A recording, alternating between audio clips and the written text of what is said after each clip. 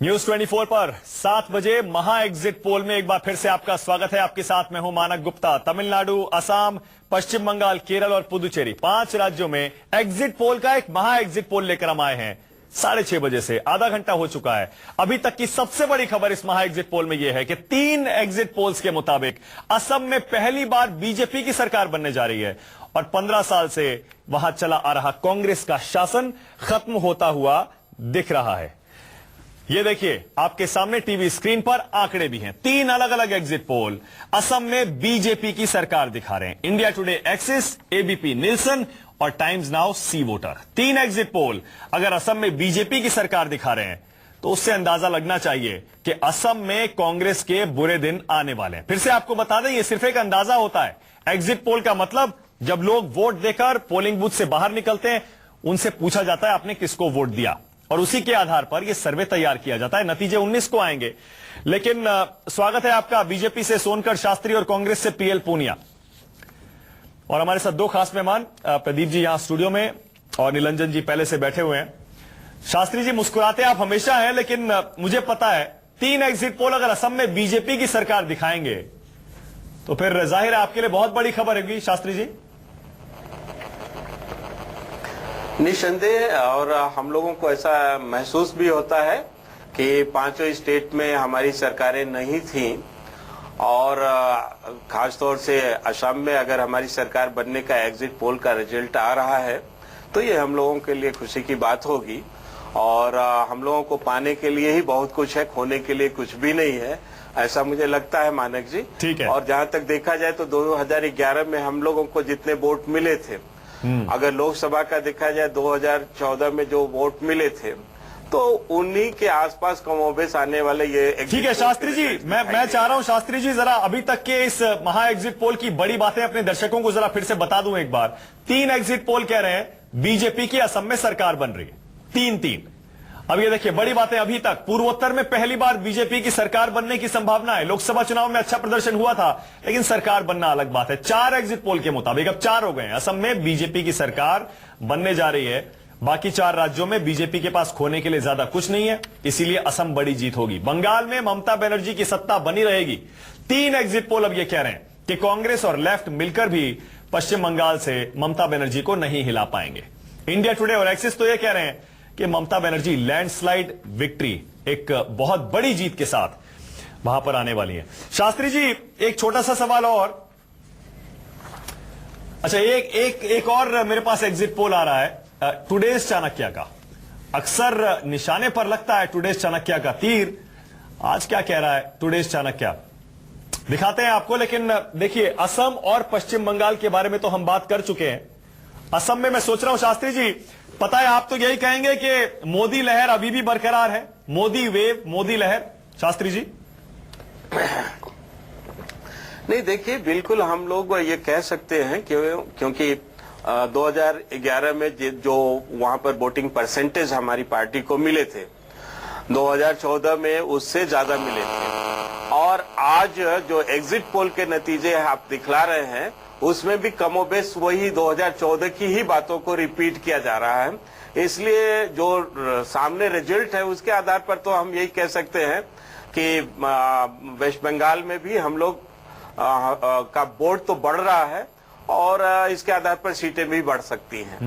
नहीं, मैं कुछ और पूछ रहा था। दिल्ली और बिहार हारने के बाद हर कोई ये कह रहा था, खासतौर से विरोधी, कि मोदी लहर खत्म हो गई, फुस हो गई, अब उसका कोई वजूद नहीं है। मैं ये कह रहा हूं असम जीतने के बाद 19 को कंफर्म होगा, हालांकि वो जीतने के बाद आप फिर से यही कहेंगे कि मोदी लहर अभी बाकी है, पिक्चर अभी बाकी है। नहीं, देखिए, मोदी जी की लहर के बारे में मैं इतना स्पष्ट जरूर करना चाहूंगा कि वो हमारे पार्टी के एक सर्वाधिक लोकप्रिय नेता हैं और केवल हमारी पार्टी के नहीं बल्कि देश के और दुनिया के इस समय सर्वाधिक लोकप्रिय नेता हैं। अच्छा शास्त्री जी, आपके लिए अच्छी खबर है एक। शास्त्री जी, एक अच्छी खबर दे रहा हूं। असम में 3 एग्जिट पोल तो पहले से कह रहे हैं आपकी सरकार है, लेकिन टुडेज चाणक्य कह रहा है असम में बीजेपी को 90 से ज्यादा सीटें मिलने वाली हैं। बीजेपी गठबंधन को 90 से ज्यादा सीटें, जो कि एक बहुत बड़ी जीत होगी। 90 से ज्यादा का मतलब लैंडस्लाइड विक्ट्री होता है। पीएल पूनिया साहब, असम तो ऐसा लग रहा है आपके हाथ से गया, बीजेपी की बहुत बड़ी जीत, आपके लिए बहुत बड़ा झटका। पीएल पूनिया साहब। देखिए, आसाम का जब चुनाव हो रहा था अलग अलग चरण में, तो पहले चरण में जरूर भारतीय जनता पार्टी अपने आप को उत्साहित महसूस कर रही थी, लेकिन उसके बाद जो चुनाव हुए उसमें ये हुआ कि कांग्रेस पार्टी को बढ़त है। और जब अगर इस तरह की स्थिति है तो जो रिजल्ट बताए जा रहे हैं, जो एग्जिट पोल के नतीजे बताए जा रहे हैं, तो मैं समझता हूं कि उसको थोड़ा सा सावधानी से हमको देखना होगा और 19 तारीख तक इंतजार अवश्य करना होगा। अब सभी लोग कह रहे हैं तो मैं समझता हूं कि कहीं न कहीं तो सत्यता होगी। ये भी हम मान के चलते हैं कि 5 साल होने के बाद किसी सरकार को लोग कहते हैं कि एंटी इनकम्बेंसी शुरू हो गया। तरुण गोगोई जी 5 साल 10 साल रहे, 10 साल के 15 साल रहे हैं, और उसके बाद भी अगर इस तरह से टक्कर दे रहे हैं, मुकाबला कर रहे हैं, तो एक बहुत बड़ी बात है। वो बहुत ही सम्मानित, सबसे सम्मानित। नहीं पूनिया साहब मैं बड़ी तस्वीर पे आ रहा हूं। चलिए, असम में मान लिया आप कह रहे हैं एंटी इनकम्बेंसी चल गई होगी, बड़ी तस्वीर बताइए मुझे। बिहार और दिल्ली की हार के बाद पीएल पूनिया साहब, अब तो बीजेपी यही कहेगी कि हमसे देख लीजिए, हम तो फिर से वापस जीत के रास्ते पर लौट आए, और कांग्रेस वहीं की वहीं है, बल्कि पिछड़ रही है। देखिए, आप पहले कह रहे थे दिल्ली में भी हम जीत रहे हैं, लहर चल रही है। वो कहा कि जो देश का मूड है वही दिल्ली का मूड है, प्रधानमंत्री जी स्वयं कह रहे थे। उसके बाद बिहार में जाके क्या क्या बातें हुई सब पूरा, और कहा कि साहब हमारी लैंडस्लाइड विक्ट्री है, और वहां के नेताओं को, बिहार के लोगों को, उनका डीएनए को आप चैलेंज कर रहे थे, और बाहरी और बिहार का वो मुद्दा चला, तो वो पूरी तरह से वहां भी फेल हो गए। और आज अगर यहाँ पर जीतते भी मान लिया, क्योंकि जनता सर्वोपरि है, जनता मालिक है। आपको रोक रहा हूं सर, एक सेकंड। पीएल पूनिया साहब आपको रोकूंगा। इंडिया टुडे और एक्सिस का तमिलनाडु का पहला एग्जिट पोल हमारे पास आ गया। डीएमके प्लस 124 के आसपास है, और एआईएडीएमके ऐसा लग रहा है कि अम्मा की तमिलनाडु में वापसी हो रही है। यानी कि तमिलनाडु के इतिहास में, पिछले 30-40 साल के इतिहास में, यह पहली बार होगा कि वहां पर किसी सरकार की वापसी हो रही है। माफ करिए, ऐसा लग रहा है कि डीएमके आ गए, डीएमके और डीएमके का गठबंधन आ गया। निरंजन जी, प्रदीप जी, ये क्या ऐसा लग रहा है कि एक बार फिर से जो हमेशा होता आया तमिलनाडु में, एक बार एक की सरकार, दूसरे बार दूसरे की सरकार, ये पहला exit poll India Today axis का, ये तो यही कह रहा है कि अम्मा के लिए मुश्किलें हैं और डीएमके की वापसी हो रही है। एग्जिट पोल जो दिखा रहा है वो अभी भी थोड़ा सा टाइट कॉन्टेक्स्ट दिखा रहा है, जो तमिलनाडु के कॉन्टेक्स्ट में बहुत ही एक अननेचुरल फिनोमिनन होगा जी। उसके पीछे जो एक थर्ड फ्रंट करके जो उभर के आई है, उसके पीछे बहुत और 124 में डीएमके को दिखा रहे हैं। हाँ, क्या कह रहे हैं पूनिया साहब? देखिए, तमिलनाडु में 234 टोटल हाउस स्ट्रेंथ है, और 124 में डीएमके को दिखा रहे हैं। तो 124 में दिखा रहे थे, तो कंटेस्ट है इसमें, अम्मा जी का लैंडस्लाइड विक्ट्री है, उस वक्त कहां हो रहा है? तो कंटेस्ट है, पूरी तरह से कंटेस्ट है, और किसी तरफ भी जा सकता है, और इतिहास रिपीट भी कर सकता है कि एक बार एआईडीएमके, दूसरी बार डीएमके, तो ये भी हो सकता है। तो इसलिए बहुत स्पष्ट बात नहीं हो रही। बिल्कुल सही। आपकी पहली बात जो समझे तो वही समझें। तमिलनाडु के लिए अगर इस तरह का टाइट एक वर्डिक्ट निकल के आता है, जिसमें एक तरह से हंग असेंबली है कि किसी एक पार्टी को स्पष्ट बहुमत नहीं है, ये तमिलनाडु के लिए एक यूनिक फिनोमिनन हुई, क्योंकि तमिलनाडु में विनर टेक्स इट ऑल सबसे पहला स्टेट होता था। अभी मजेदार बात है कि अगर हिंदुस्तान में बाकी स्टेट्स में विनर टेक्स इट ऑल का फिनोमिनन हो रहा है, और अगर तमिलनाडु में एक तरह से हंग और एक फ्रेगमेंटेड असेंबली की तरफ जा रहा है, उसका मतलब है कि जो बाइपोलरिटी है हिंदुस्तान की राजनीति में, वो तमिलनाडु में नहीं एप्लीकेबल हो रही है। वहां पे एक मल्टीपोलर सिस्टम उभर के आ रहा है। तो ये हिंदुस्तान के पार्टी सिस्टम में ये एक बहुत बड़ी एक डेवलपमेंट हो। ठीक है प्रदीप जी, लेकिन बड़ी तस्वीर अगर डीएमके और कांग्रेस का अलायंस जीतता है, तो इसमें बहुत बड़ा फैक्टर होगा स्टालिन की लीडरशिप का। स्टालिन जो है पिछले कुछ सालों में करुणानिधि की अस्वस्थता के कारण जिस तरह से उभरे हैं, और बीच कैंपेन में करुणानिधि ने ये कहा कि अगर मुझे कुछ हो जाता है तो स्टालिन मुख्यमंत्री होंगे। तो एक मैसेज जो है डीएमके कैडर को भी दे दिया और अपने समर्थकों को भी कि नई लीडरशिप आपकी तैयार है। तो और जिस तरह से कैंपेन चलाया है स्टालिन ने, देखिए इस चुनाव का नतीजा जो भी होता है, हारे डीएमके एआईडीएमके जीते या दूसरा हो, लेकिन स्टालिन एक रीजनल लीडर के रूप में अपने को इस चुनाव में स्टैब्लिश करने में कामयाब बिल्कुल सही है। शास्त्री जी अब जवाब दीजिए, असम पर आपके पास खुश होने का पूरा मौका है, मान लिया, जायज भी है आपका, लेकिन अगर तमिलनाडु में जयललिता की जो सिंपैथी रहती है, तमिलनाडु में जयललिता की जो सिंपैथी रहती है केंद्र सरकार के प्रति सब जानते हैं, ऐसे में अगर डीएमके और कांग्रेस का गठबंधन जीतता है और जयललिता हारती है तमिलनाडु में, तब क्या कहेंगे शास्त्री जी? नहीं, देखिए, हम तो अभी इस संदर्भ में कुछ बोलने की स्थिति में तो नहीं है, पर हम इतना जरूर जानते हैं कि तमिलनाडु में हम लोगों को पिछली बार करीब 2.5% वोट मिले थे 2011 में, और 2014 में हमें 5.5% वोट मिले थे। नहीं शास्त्री जी, असम पर तो बोलते हैं, एग्जिट पोल असम में आपके पक्ष में आता है तो उस पर बोलते हैं, तमिलनाडु में अगर अम्मा के अगेंस्ट जा रहा है, कांग्रेस के पक्ष में जा रहा है, उस पर नहीं बोलते हैं, ऐसे कैसे चलेगा? नहीं, मैं ऐसी बात नहीं, मैं तो अपनी बातें कह रहा हूं कि यहाँ पर भी हमें अच्छा ही मिलेगा, लेकिन जहां तक अगर जो भी पार्टी वहां जीतती है, केंद्र का उससे बेहतरीन संबंध रहना चाहिए। और हम तो जो हमारे प्रधानमंत्री जी ने खास तौर से यह संदेश दिया है कि राज्यों के साथ केंद्र के बेहतरीन संबंध होने चाहिए, हम उसको निभाते रहते हैं और निभाएंगे। हाँ, वैसे एक बात है पूनिया साहब, अगर तमिलनाडु में आपका गठबंधन जीतता है डीएमके का कांग्रेस का, तो बीजेपी और कांग्रेस की लड़ाई दिल्ली से लेकर जो पूरे देश में फैली हुई है, बीजेपी असम जीतती है, आप तमिलनाडु जीतते हैं अगर, तो ऐसा लगता है वो उस लड़ाई का फैसला फिर होगा नहीं अभी भी, यानी वो कॉन्टेस्ट जारी है। पूनिया साहब देखिए, कांग्रेस पार्टी का कोई मुकाबला नहीं कर सकता। कांग्रेस पार्टी एक राष्ट्रीय पार्टी है जिसका देश के कोने कोने तक एक कार्यकर्ता है, संगठन है। वो भारतीय जनता पार्टी अपने लिए नहीं कह सकता है, वो कोशिश कर रहे हैं, और एक अच्छी राजनीति के नाते हम उसको गलत भी नहीं बताते कि सब जगह होना चाहिए, लेकिन हम अपनी राजनीति करते हैं और ये अपनी राजनीति करें, तो इसलिए बहुत कंटेस्ट और खुला मुकाबला जगह जगह पर होने की बात वो मैं नहीं मानता। हम अपनी राजनीति करते हैं, अपने सिद्धांतों पर, अपनी नीति पर राजनीति। कांग्रेस मुक्त भारत का सपना और जो ऐलान बीजेपी और संघ करता है, कांग्रेस मुक्त भारत का, कम से कम वो तो सपना पूरा नहीं होता दिख रहा ना पूनिया साहब, अगर तमिलनाडु में आपकी वापसी हो रही है तो। नहीं, वो देखिए, वो पुरानी बात हो गई, अब तो उसको इस बात को दोहराते भी नहीं। अब ये कहाँ दोहरा रहे हैं, क्योंकि इनको पता लग गया कि ये गलत है, बिल्कुल दोहरा रहे हैं। कहिए तो आज ही दोहरा दे, आजाद इस कांग्रेस ने क्या कि आप देश से जा रहे हैं, खत्म हो रहे हैं। पुनिया जी, कहाँ खत्म हो रहे हैं सर? अब धीरे धीरे देखिए ना, इसी में असम तो आपके हाथ से जा रहा है, ये तो इसको क्या कहा जाए? ये कांग्रेस देखिए, आप भारत के दिशा में एक कदम नहीं होगा क्या? देखिए नहीं, जरा आप बता दीजिए पुनिया जी, आप तो बहुत समझदार व्यक्ति हैं। आसाम में अगर आपकी सरकार जा रही है, आपकी भाषा तो इसको कांग्रेस मुक्त की दिशा में एक कदम नहीं बोला जा सकता है क्या? हम आपसे ही पूछ रहे हैं।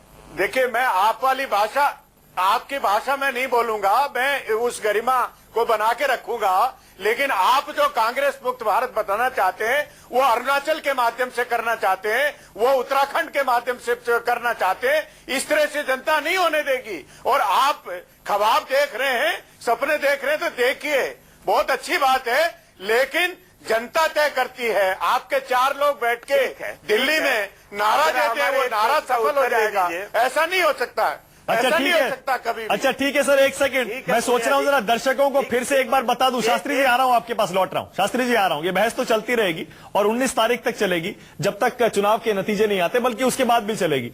अभी तक एग्जिट पोल का महा एग्जिट पोल जो हम न्यूज 24 पर दिखा रहे हैं, उसके मुताबिक 4 एग्जिट पोल कह रहे हैं असम में बीजेपी की सरकार आ रही है। 15 साल से वहां राज कर रहे कांग्रेस के तरुण गोगोई, अब उन्हें जाना पड़ेगा। ये एग्जिट पोल है, नतीजे 19 को आएंगे, लेकिन एक अच्छी खासी तस्वीर बनती हुई यह दिख रही है कि असम में बीजेपी की सरकार एक अच्छे खासे अंतर से बन सकती है। पश्चिम बंगाल में ममता बनर्जी की वापसी होती हुई दिख रही है, जो एग्जिट पोल है उनके मुताबिक।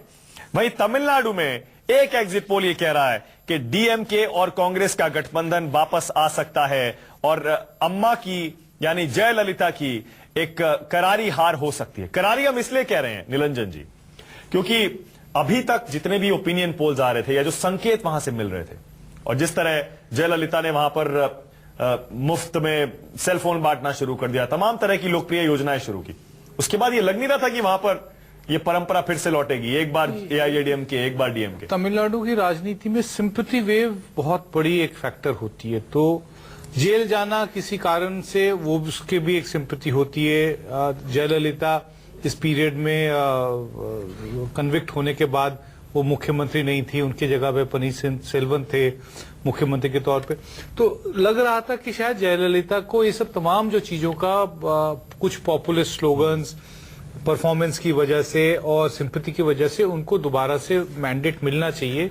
लेकिन जैसे कि प्रदीप बता रहे थे कि इस चुनाव का मेरे ख्याल से सबसे बड़ी मैसेज ये है कि डीएमके एक तरह से उन्होंने जेनरेशनल चेंज कर ली है इस पर्टिकुलर चुनाव में। अगर ये एग्जिट पोल के नतीजे अगर वाकई सही होती हैं तो परिवार के अंदर जो समस्याएं थी, भाइयों के बीच में जो झगड़ा था, जो पॉलिटिकल राइवलरी थी, ये सब अब इतिहास का हिस्सा बन जाएगा और एक नए किस्म से डीएमके उभर के आता है और इस डीएमके को हराना काफी मुश्किल होगा क्योंकि एआईडीएमके में जयललिता के बाद कोई लीडरशिप नहीं दिखाई। बिल्कुल सही है। प्रदीप जी, मुझे बड़ी तस्वीर जरा समझाइए, मैं ये समझना चाह रहा हूं। असम मान लीजिए बीजेपी जीतती है एग्जिट पोल के मुताबिक, पश्चिम बंगाल में ममता बनर्जी जीतती है एग्जिट पोल के मुताबिक, हालांकि कंफर्म 19 को होगा, और तमिलनाडु में अगर जयललिता हारती हैं जो कि बीजेपी के करीब रही है, तो फिर ये बीजेपी कांग्रेस की इस लड़ाई में अभी तक 3 है हमारे पास। किसकी जीत आप मानेंगे? बीजेपी कांग्रेस से अलग हटके इसको गवर्नेंस के उस पर भी देखना चाहिए। गवर्नेंस के उस अगर पैमाने पर आप देखेंगे तो जयललिता अगर हार रही हैं तो मुझे लगता है उसमें सबसे बड़ा कारण बाढ़ राहत और बचाव कार्य जो है वो जो उनकी सरकार ने किया उसमें जो नाकामी रही, उससे जो नाराजगी है, उसका असर चुनाव पर पड़ा है। ममता बनर्जी ने जो गवर्नेंस की, हम आप जितनी भी आलोचना करें उसकी, लेकिन बंगाल का मतदाता ये मानता है कि लेफ्ट और कांग्रेस का कॉम्बिनेशन इससे बेहतर गवर्नेंस हमको नहीं दे पाएगा। इसकी वजह से ममता बनर्जी की वापसी हो रही है। असम की बात करें तो असम में कांग्रेस ने अपना खेल काफी हद तक खुद बिगाड़ा। देखिए, हेमंत विश्व शर्मा जो है असम के बहुत पॉपुलर लीडर हैं, वो दरअसल सोनोवाल से बड़े नेता हैं वहां। वो अपने को तरुण गोगोई का उत्तराधिकारी के रूप में अपने को देख रहे थे और जब तरुण गोगोई ने अपने बेटे को आगे बढ़ाना शुरू किया उसी समय से टसल शुरू हुई। लेकिन जो सेंट्रल लीडरशिप है उसने समय पर इंटरवीन नहीं किया। देखिए, सेंट्रल लीडरशिप की जो भूमिका होती है वो जो प्रांतों में झगड़े हैं, जो एस्पिरेशंस के हैं और प्रतिद्वंदिता है, उसको एमिकेबली सुलझाने का है कि दोनों को खुश रखो, एक को आश्वासन दो, एक को अगर डांटने की जरूरत हो तो थोड़ा डांट भी दो। तो वो काम नहीं किया। 1 साल तक हेमंत विश्व शर्मा और उनके जो समर्थक हैं वो दिल्ली और गुवाहाटी के बीच में दौड़ते रहे, कुछ नहीं हुआ, आखिर में वो पार्टी छोड़कर चले गए। ये बात सिर्फ असम में नहीं हुई थी, अरुणाचल प्रदेश में भी जो क्राइसिस हुई थी, एक डिसिडेंट थी, वो डिसिडेंट थे। उत्तराखंड में भी जो विपक्ष वाले के लोग थे वो लोग सेंट्रल लीडरशिप से, हाईकमांड से सिर्फ वक्त चाह रहे थे। हेमंत बिस्वा शर्मा ने कई जगह अखबारों में कहा है, इंटरव्यूज में दिया है कि राहुल गांधी से उनको बहुत कोशिश करनी पड़ी मुलाकात करने के लिए, और जब मुलाकात भी की तो उन्होंने कुछ इस तरह से उनके साथ डील किया जिसको वो शिष्ट नहीं मानते, और कोई भी अगर वाकई उस तरह की घटनाएं हुई हैं तो उसको कोई भी इंसान शिष्ट व्यवहार नहीं माने। बिल्कुल ठीक है। एग्जिट पोल के महा एग्जिट पोल में बड़ी बातें एक बार फिर से समझ लीजिए। आप टीवी स्क्रीन पर यहां देख रहे हैं, बीजेपी से विजय सोनकर शास्त्री, कांग्रेस से पीएल पूनिया बैठे हैं। दोनों के लिए एक एक अच्छी खबर अभी तक आ चुकी है। एग्जिट पोल के मुताबिक असम में बीजेपी की सरकार पहली बार बनने वाली है, जबकि एक एग्जिट पोल के मुताबिक तमिलनाडु में कांग्रेस और डीएमके का गठबंधन एक बार फिर से सत्ता पर वहां काबिज होने जा रहा है। जयललिता की हार वहां पर होती हुई दिखाई दे रही है। लेकिन फिर से विजय सोनकर शास्त्री, आप कह रहे थे कांग्रेस मुक्त भारत का सपना आपका साकार हो रहा है। कैसे हो रहा है सर? असम में आप जीत रहे हैं, ठीक है, वहां सरकार जाती हुई दिख रही है, लेकिन तमिलनाडु में तो वापस आ रहे हैं ये लोग। नहीं, देखिए, तमिलनाडु की भी जो स्थिति है वहां बड़ा क्लोज कॉन्टेस्ट है और वहां पर भी कांग्रेस को खुश होने का शायद अवसर नहीं मिलेगा। लेकिन मैं इतना जरूर कहना चाहूंगा मानक जी कि अभी आपने कांग्रेस और बीजेपी की तुलना किया है खुशी को लेकर के। मैं आपको ये बतला दूं कि कांग्रेस की तो सरकार जा रही है आसाम में, भारतीय जनता पार्टी की कौन सी सरकार जा रही है जरा ये बताएं। हमें कौन सा इससे वो हो रहा है? हमें तो जो कुछ भी हो रहा है लाभ हो रहा है, लेकिन कांग्रेस को तो नुकसान हो रहा है। और हम लोग जो कह रहे हैं कि नहीं, उनको लाभ भी तो हो रहा है। तो भारत तमिलनाडु में उनकी सरकार वापस आ रही है, कदम और आगे बढ़ रहा है। नहीं, उसको लाभ नहीं कह सकते हैं, क्योंकि अभी वहां पर बाकी है परिस्थितियां। वो बहुत क्लोज, बहुत गड़बड़ वहां दिखाई दे रहा है। क्लोज, बहुत गड़बड़ वहां दिखाई दे रहा है। अच्छा, ठीक। ऐसा नहीं कि असम की तरह क्लियर तस्वीर है वहां की, बिल्कुल वहां पर गड़बड़ है। हम लोग पर्सनली जानते हैं। मैं पूनिया साहब ब्रेक लेना है, ब्रेक पर जाने से पहले आप जवाब देना चाहेंगे? नहीं चाहता। पूनिया साहब देखिए, जहां पर हमको फायदा हो रहा है तो वहां गड़बड़ स्थिति है। हाँ। और जहां पर आपको अच्छे दिखाई दे रहे हैं कई जगह, तो वहां पर बहुत आप खुश हो रहे हैं। देखिए, ये अभी एग्जिट पोल के नतीजे हैं और 19 तारीख को अगर मतगणना के बाद में वो भारतीय जनता पार्टी वहां जीत हासिल करती है तो हम सबसे पहले बधाई देंगे। ये प्रजातंत्र है, प्रजातंत्र की रक्षा करना सभी राजनीतिक दलों का है। ये नहीं है कि हम भाजपा को खत्म कर देंगे, ये कांग्रेस को खत्म कर देंगे। ये भारतीय संविधान के अनुसार नहीं है, ना ही ये वर्तमान प्रजातंत्र की व्यवस्था है उसके अंतर्गत है। ये इस तरह की भावना गलत है, ये नहीं होनी चाहिए। बिल्कुल सही है, बिल्कुल सही है। छोटा सा ब्रेक लेना पड़ेगा सर मुझे। नहीं, मैं एक छोटा सा उत्तर देना चाहता हूं सर। ब्रेक के बाद ब्रेक लेना है मुझे, ब्रेक पर जा रहा हूं। तो एग्जिट पोल का महा एग्जिट पोल जारी है। पश्चिम बंगाल में ममता बनर्जी की सरकार वापस आती हुई दिख रही है। तमिलनाडु में ऐसा लग रहा है बहुत ही क्लोज मुकाबला है, लेकिन उसमें भी जो बढ़त मिलती हुई दिख रही है वो कांग्रेस और डीएमके के गठबंधन को। जयललिता की कुर्सी हिलती हुई दिख रही है इस एग्जिट पोल के मुताबिक।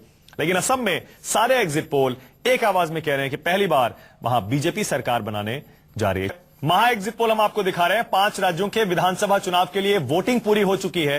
सारे एग्जिट पोल्स को मिलाकर हम आपको दिखा रहे हैं महा एग्जिट पोल, जिससे सबसे सटीक अंदाजा आपको लग जाए इन 5 राज्यों में क्या होने वाला है।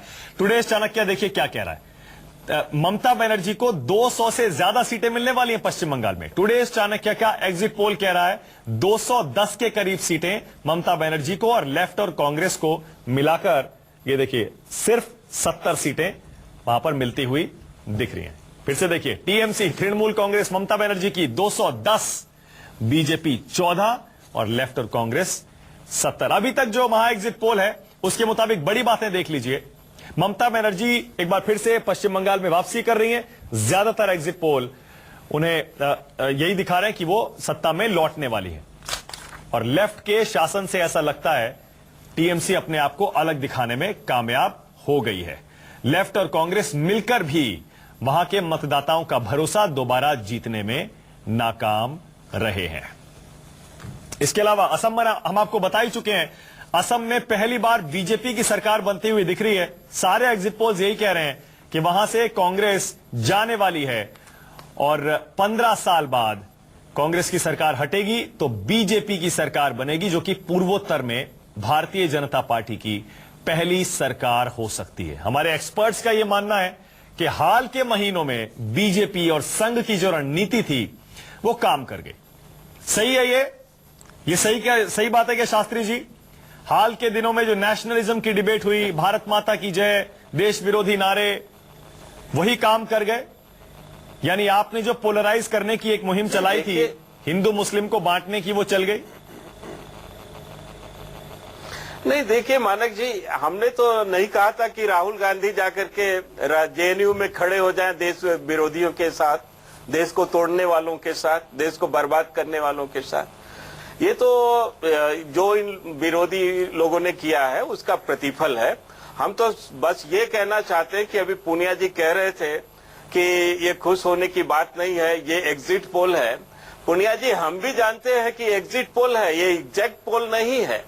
लेकिन इस पोल में जो भी ये है, इसमें कांग्रेस जाते हुए नजर आ रही है और भारतीय जनता पार्टी आते हुए नजर आ रही है। इतना तो फर्क साफ साफ दिखाई दे रहा है।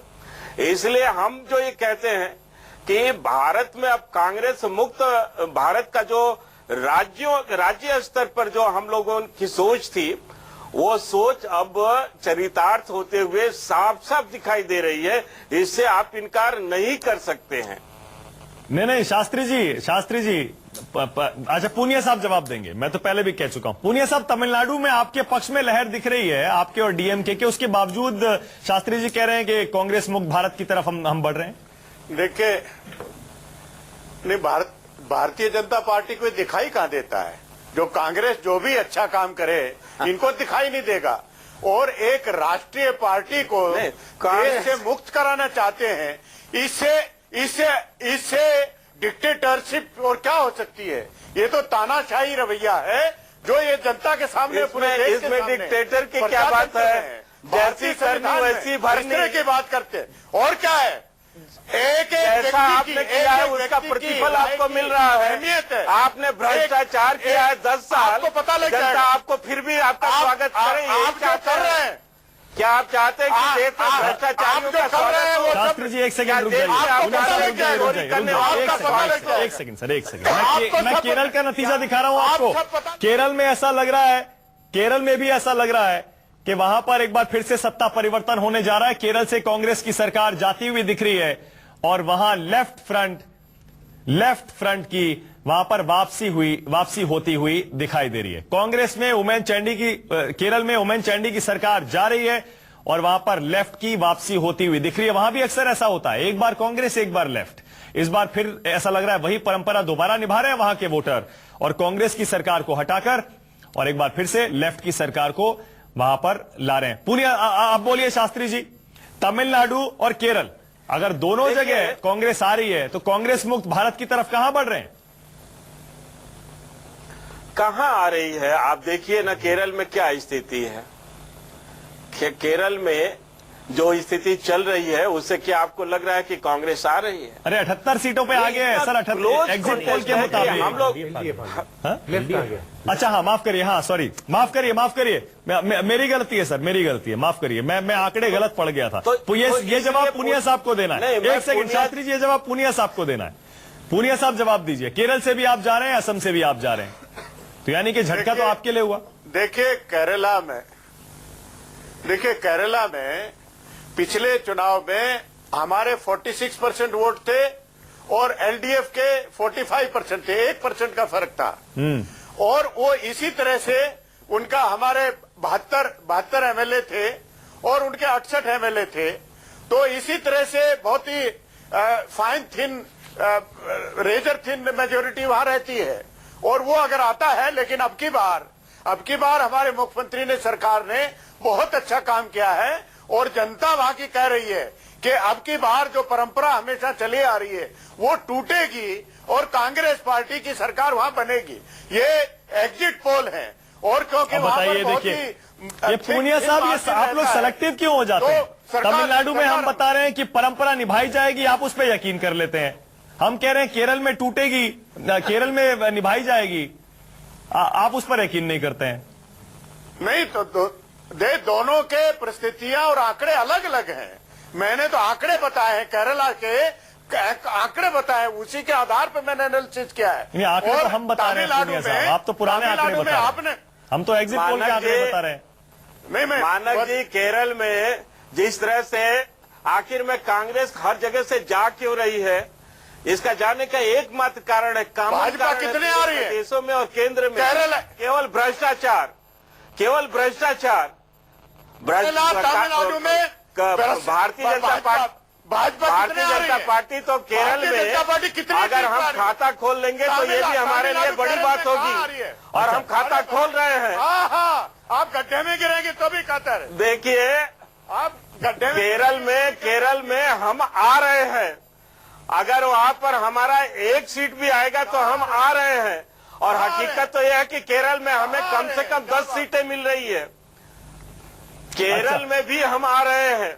अच्छा सर, एक सेकंड रुक जाइए, एक सेकंड रुक जाइए शास्त्री जी, एक सेकंड रुकिए। मैं सोच रहा हूँ जरा बड़ी तस्वीर पर हमारे एक्सपर्ट्स की राय ली जाए। जरा एक सेकंड सुनिएगा शास्त्री जी, सुनिएगा जरा, क्योंकि आप और पूनिया साहब तो जाहिर है बहस करेंगे, अपनी अपनी जीत बताएंगे। पहले प्रदीप जी, आपको क्या लग रहा है, अगर केरल में और तमिलनाडु में कांग्रेस अपने गठबंधन के जरिए वहां पर सत्ता में आ रही, केरल में नहीं आ रही, माफ करिए, अगर तमिलनाडु में आ रही और पुदुचेरी में भी उसी तरह का नतीजा दिख रहा है, केरल में हार रही है, असम में हार रही है, तो क्या ये कांग्रेस की जीत कहेंगे, बीजेपी की जीत कहेंगे, कैसे नहीं, देखिए, कर्नाटक के अलावा कांग्रेस के लिए 2 बड़े स्टेट थे, केरल और असम। दोनों जगह हारना। केरल में एक परंपरा रही है कि एक बार यूडीएफ आता है, एक बार एलडीएफ आता है, हालांकि इस बार बीजेपी ने जो थोड़ी बढ़त दिखाई है, ये नतीजा इस पर तय करेगा कि बीजेपी ने किसके वोट ज्यादा काटे, यूडीएफ के काटे या लेफ्ट के काटे। क्योंकि जो पुनिया साहब बता रहे थे सही बात है, 1-1.25% का दोनों में फर्क रहता है। तो बीजेपी ने जो गेन किया है, किसके वोट काटे तो उसका विरोधी सत्ता में आएगा। लेकिन 2 राज्यों में सरकार जा रही है, असम में जा रही है और केरल में, तो कांग्रेस लीडरशिप को सोचना पड़ेगा कि 2014 लोकसभा चुनाव के समय जो फैसला उसने स्थगित कर दिया था, संगठन में फेरबदल का, आइडियोलॉजी के स्तर पर अपना स्टैंड क्लियर करने का, तमाम नेशनल इश्यूज पर लीडरशिप का स्टैंड क्लियर करने का, और लीडरशिप का जो मामला आधार में लटका हुआ है, कौन होगा, सोनिया जी बनी रहेंगी, राहुल गांधी अध्यक्ष बनेंगे, उनका राज्यों के जो क्षेत्रफल है उनसे कैसा संबंध होगा, इस सब के बारे में एक नए सिरे से पार्टी को विचार करना होगा अगर फिर से पार्टी को खड़ा करना है तो। इस चुनाव का एक मैसेज और है कि बीजेपी धीरे धीरे ही सही एक नेशनल पार्टी बनने की ओर बढ़ रही है। निलंजन जी, आप बीजेपी के पक्ष में ये नतीजे देखेंगे अगर केरल असम कांग्रेस के हाथ से जा रहे हैं और बीजेपी सिर्फ असम में जीत रही है? मेरे ख्याल से भारतीय जनता पार्टी के लिए बहुत बड़ी गेन होगी अगर असम में उनकी सरकार आती है, और अगर केरल में भी थोड़ा सा भी अगर अच्छा परफॉर्मेंस करते हैं, हमेशा से वोट शेयर लेते आए 5%, 7% वोट हमेशा से करीब 20-25 सालों से लेते आई है, लेकिन ये इसको कभी सीट में नहीं बदल पाया। उसके कारण जो है, केरल में खास किस्म की एक इलेक्टोरल एरिथमेटिक रही है जिसको वो लोग कभी तोड़ नहीं पाए। इसको तोड़ के अगर एक भी सीट लेके आ पाते हैं तो मेरे ख्याल से एक बहुत मेजर ट्रेंड होगा, तो भारतीय जनता पार्टी के लिए एक मेजर गेन होगा। लेकिन कांग्रेस के लिए सबसे बड़ी चुनौती ये है कि 2014 और 2016 के बीच में उनकी ना कोई रणनीति ठीक हुई है, ना प्रॉपर एनालिसिस कर पाई है कि क्यों वो 2014 के चुनाव में उतना बुरा परफॉर्मेंस उनका हुआ था और उनकी क्या स्ट्रैटेजी हो रही है उसे उभरने का। तीसरी जो बहुत बड़ी चीज हो रही है अभी भी, जो इस चुनाव से निकल के आ रहा है, अभी भी हर स्टेट का जो चुनाव है वो लोकल स्टेट फैक्टर के बेसिस पे हो रहा है। भारतीय जनता पार्टी ने बहुत कैलकुलेटेड तरीके से इस बार एक नेशनल कैंपेन नहीं लॉन्च किया, मोदी जी को आगे नहीं रखा जिस तरह से भारतीय जनता पार्टी ने बिहार में या दिल्ली में जिस तरह से रखा था। इस बार सर्बानंद सोनोवाल अगर मुख्यमंत्री होंगे तो वो प्रॉक्सी सीएम नहीं होंगे, on his own merit CM होंगे। बिल्कुल सही है। तो देखा आपने, एक्सपर्ट्स के मुताबिक कांग्रेस को सोचना पड़ेगा और बीजेपी की स्ट्रैटेजी इन 5 राज्यों के विधानसभा चुनाव के एग्जिट पोल के मुताबिक चल गई है। 5 राज्यों में एग्जिट पोल का महा एग्जिट पोल ये कह रहा है असम में बीजेपी की सरकार बन रही है, तमिलनाडु में डीएमके और कांग्रेस की वापसी हो रही है, यानी जयललिता के लिए मुश्किलें हैं। वहीं पश्चिम बंगाल में कांग्रेस और लेफ्ट मिलकर भी ममता बनर्जी की सरकार को हिलाने में कामयाब नहीं हो पाएंगे।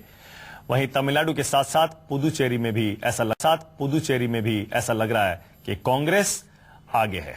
लेकिन ऐसा लगता है केरल और असम अगर कांग्रेस के हाथ से जा रहे हैं और बीजेपी असम जीत रही है तो कुल मिलाकर घाटे में कांग्रेस ही रहेगी। बीजेपी असम के साथ साथ बाकी राज्यों में भी अपनी मौजूदगी बढ़ा रही है। तो ये बड़ी बातें हैं एग्जिट पोल के हमारे इस महा एग्जिट पोल की। हालांकि फिर से आपको बता दें, एग्जिट पोल है, असल नतीजे 19 तारीख को आएंगे, वो भी न्यूज 24 पर सबसे पहले आपको मिलेंगे और उनका सबसे सटीक विश्लेषण भी। कांग्रेस और बीजेपी, पीएल पूनिया और विजय सोनकर शास्त्री जाहिर है एग्जिट पोल के नतीजों को भी अपनी अपनी जीत के तौर पर देख रहे हैं, लेकिन 19 को और आगे बहस करेंगे। बहुत बहुत शुक्रिया शास्त्री जी और पीएल पूनिया, प्रदीप सिंह और निलंजन मुखोपाध्याय आज न्यूज 24 पर आने के लिए।